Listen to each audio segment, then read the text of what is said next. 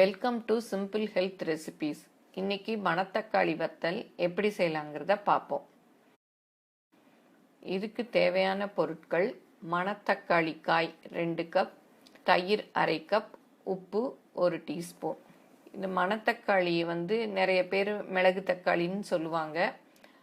இது ஜனவரியிலேருந்து கொஞ்சம் நிறையா கிடைக்கும். இதை வாங்கி இந்த மாதிரி வத்தலில் போட்டு வச்சுக்கிட்டோன்னா நம்ம வருஷம் ஃபுல்லும் யூஸ் பண்ணலாம். இது உடம்பை குளிர்ச்சியாக்கக்கூடியது, வாய்ப்புண் வயிற்றுப்புண்ணுக்கு நல்ல மருந்து, உடம்புல உள்ள நச்சுக்களை எல்லாம் வெளியேற்றக்கூடியது, கல்லீரல் நல்லா வேலை செய்ய வைக்கும். இப்போ எப்படி செய்யலாங்கிறத பார்ப்போம். ஃபஸ்ட்டு இந்த மணத்தக்காளி காயை வாங்கிட்டு நல்லா க்ளீன் பண்ணிக்கணும். அந்த காயாக இருக்க மாதிரி பார்த்து, சில இதில் இலைகளெல்லாம் இருக்கும், அதெல்லாம் எடுத்துட்டு நல்லா க்ளீன் பண்ணிவிட்டு அதை தண்ணியில் கொஞ்சம் போட்டு நல்லா கழுவி அப்படியே எடுத்து வச்சுக்கணும். இது இந்த மாதிரி தான் இருக்கும் மணத்தக்காளி. சில இது இன்னும் கொஞ்சம் பெருசாகவும் கிடைக்கும். இதில் பழமாக ஆயிடுச்சுன்னா கருப்பு கலராக இருக்கும். இதை அப்படியே நல்லா கழுவிட்டு ஒரு தண்ணியில் போட்டு கொஞ்ச நேரம் நல்லா அலசி கழுவிட்டு அதை தயிரில் ஊற வைக்கணும். இதுக்கு புளிப்பில்லாத தயிராக எடுத்துக்கிட்டு அதில் உப்பு போட்டு நல்லா மிக்ஸ் பண்ணிக்கணும். மிக்ஸ் பண்ணிவிட்டு இந்த கழுவி வச்சுருக்கோம் இல்லையா மணத்தக்காளி வத்தல், அதையும் போட்டு நல்லா மிக்ஸ் பண்ணி ஒரு நாள் அப்படியே அந்த தயிர் உள்ள பாத்திரத்துலேயே அப்படியே வச்சிடணும்.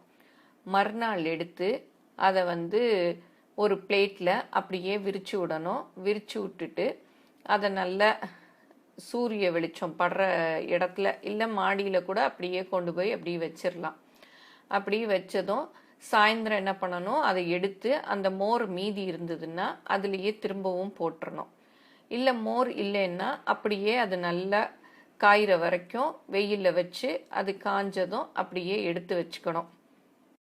இப்போ இந்த மாதிரி நல்லா காயிற வரைக்கும் வெயிலில் வச்சு காஞ்சதும் எடுத்து டப்பாவில் போட்டு வச்சுக்கணும். நமக்கு எப்போ தேவையோ அப்போ கொஞ்சம் எண்ணெய் காய வச்சு அதில் இதை வறுத்து எடுத்து நம்ம சாதத்தோட நெய் ஊற்றி இதை போட்டு பிசைஞ்சும் சாப்பிட்லாம். இல்லை தயிர் சாதத்துக்கு கூட இதை வச்சுக்கிட்டு சாப்பிட்லாம். அப்புறம் நம்ம வத்த குழம்பு செய்யறச்சே இதை யூஸ் பண்ணிக்கலாம். இதை சாதத்தோட நெய் ஊற்றி இதை பிசைஞ்சு சாப்பிட்டா வயிற்றில் புண்ணு இருந்துச்சுன்னா அதை இது உடனடியாக போக்கிடும். இந்த மாதிரி நெய்யில் பிசைஞ்சு சாப்பிட்றது. இந்த ரெசிபி பிடிச்சிருந்தா லைக் பண்ணுங்கள். மேலும் இது போன்ற சிம்பிளான ஹெல்த்தியான ரெசிபிக்கு எங்கள் சேனலை சப்ஸ்கிரைப் பண்ணுங்கள். தேங்க்யூ.